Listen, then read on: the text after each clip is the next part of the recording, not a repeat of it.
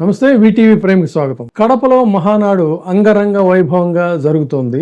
అయితే దీని మీద కొంతమంది విమర్శకులు చేస్తున్నటువంటి విమర్శ చాలా తమాషాగా అనిపించింది. అది అక్కడ ఉన్నటువంటి స్థానికుల ద్వారా తెలిసింది. ఏమిటన్నట్లయితే, అమరావతిలో తిని కడపలో చేయగడిగినట్టుగా ఉంది ఈ వ్యవహారం అని చెప్పి అంటున్నారు. అంటే అక్కడ కడపలో భోజనాలు పెట్టట్లేదని కాదు, ఈ 3 రోజులైతే సుష్టుగా రకరకాల వంటకాలతో అన్నిటితో భోజనాలు పెడుతున్నారు, అది వేరే. కానీ అసలు ఓవరాల్ గా ఆంధ్రప్రదేశ్ లో పరిపాలనా తీరు, కూటమి తీరు చూసినట్లయితే మొత్తం యావత్ అంతా కూడా తీసుకెళ్లి అమరావతికి తినిపిస్తున్నారు. ఆ రాయలసీమను మాత్రం పూర్తిగా నిర్లక్ష్యానికి గురి చేస్తున్నారు. ప్రత్యేకంగా ఏ కడపలో అయితే ఇవాళ మహానాడు పెట్టాలి అని చెప్పి అనుకుంటుంది ఏంటంటే, ఇది పూర్తిగా రాజకీయంగా అయినట్లయితే సరే, జగన్మోహన్ రెడ్డి గారికి ఛాలెంజ్ విసరడం కోసం అక్కడ పెట్టారనుకోవచ్చు. కానీ కడపకి ఏం ఒరగబెట్టారని చెప్పని కడపలో ఇంత ఘనంగా పెట్టి కడప ప్రజలకి లేదా రాయలసీమ ప్రజలకి ఏం జవాబు చెప్తారు అనేది ప్రశ్నిస్తున్నారు.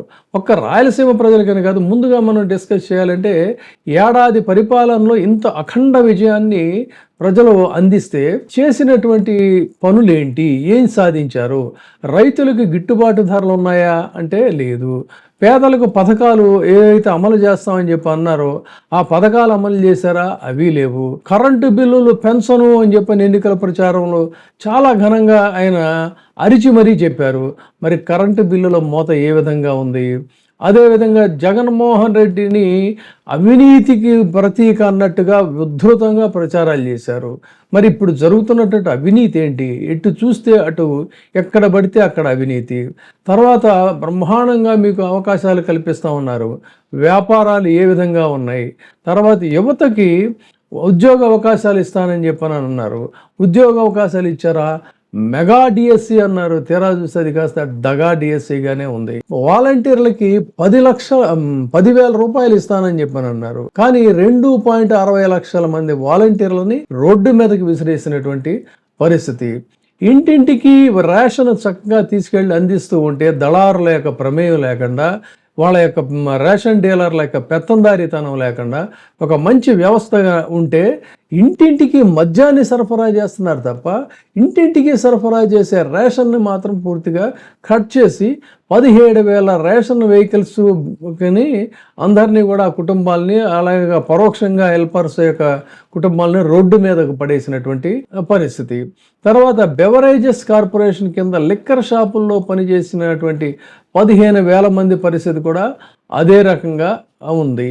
ఈ విధంగా అన్ని వర్గాల వాళ్ళని కూడా అధోగతి పాలు చేయటం. తర్వాత ఇక కమ్యూనిటీస్ పరంగా చూసుకున్నట్టయితే దళితులు, ముస్లింలు వీళ్ళకి ఏం చేశారనేటువంటిది తెలుసు. తర్వాత వక్ఫ్ బిల్లు మీద కనీసం ఒక మాట మాత్రం కూడా వాళ్ళు ఎంత బాసటగా నిలిచినందుకు వాళ్ళకి ఏం చేయలేదు. బీసీలు కూడా దూరం అయ్యారు. సరే, ఇవన్నీ ఈ సంవత్సరంలో ఆంధ్రప్రదేశ్లో ఉన్నటువంటి వ్యవహారాలు. ఇక రాయలసీమ అంటే దీని గురించి ఎందుకు అంటున్నారంటే, అమరావతిలో తిని రాయలసీమలో చేతులు కడుక్కోవటం అంటే, మనకు సామెత ఎలా ఉంటుందంటే, మీ ఇంట్లో తిని మా ఇంట్లో చేయగడుక్కోని అంటే, ఏ ఇంట్లో అయితే చేయగడుక్కుంటారో ఆ వాళ్ళకి భోజనం పెట్టిన ఫలితం దక్కుతుందంట. ఆ విధంగా మొత్తం సంపద అంతా కూడా అమరావతిలో ఖర్చు పెడతా రాయలసీమలో ఇవాళ వీళ్ళు ఉత్సవాలు జరుపుకుంటున్నారు అనేటువంటిది రాయలసీమ వాసుల యొక్క భావన.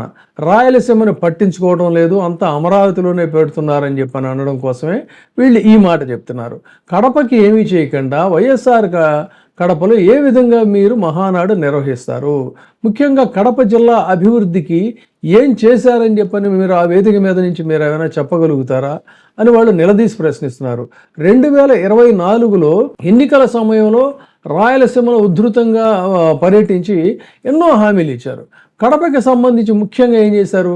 కడప ఉక్కు కర్మాగారాన్ని మేము అధికారంలోకి వచ్చిన వెంటనే పరుగులు ఎత్తిస్తామని చెప్పన్నారు.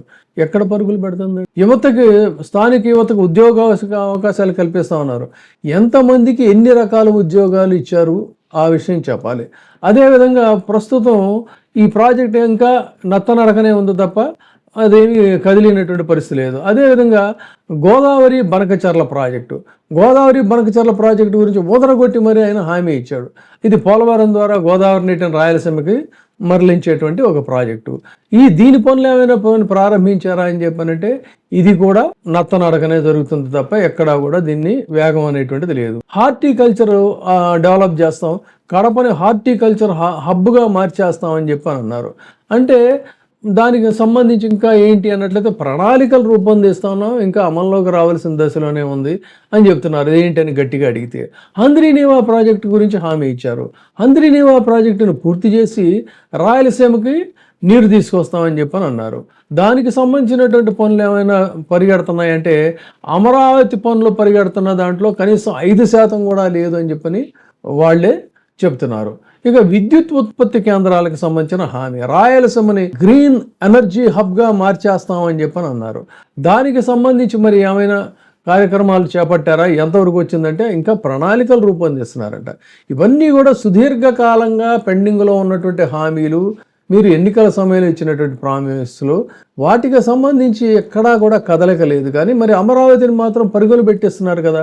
సో అందుకోసం అని చెప్పని వీళ్ళు చెప్తుంది ఏంటంటే మొత్తం సంపద అంతా కూడా అక్కడ పెట్టి మాకు మాత్రం మొండి చేయి చూపిస్తున్నారు, పైగా ఇక్కడికి వచ్చి ఉత్సవాలు జరుపుకుంటున్నారు. అంటే మీ ఆనందాన్ని, మీ కేరింతల్ని, మీ వీటన్నిటినీ కూడా మేము చూడాల్సిందే తప్ప మాకేంటి ఇక్కడ, మాకు ఒరుగుతుంది ఏంటి, మాకు జరుగుతుంది ఏంటి అనేటువంటిదే రాయలసీమ వాసుల ప్రశ్న, ప్రత్యేకించి కడప వాసుల ప్రశ్న. అందుకనే వాళ్ళు అంటున్నది ఏంటంటే అమరావతిలో తిని మా దగ్గరకు వచ్చి చేయగలిగినట్టుగా ఉంది ఇదంతా ఈ కడప మహానాడు చిత్రం అని చెప్పి చెప్తున్నారు. ఇది థ్యాంక్ యూ. ఇప్పుడే సబ్స్క్రైబ్ చేయండి, లైక్ చేయండి, షేర్ చేయండి. వే టీవీ ప్రైమ్, మీ ఉత్తమాభిరుచుల సమ్మేళనం.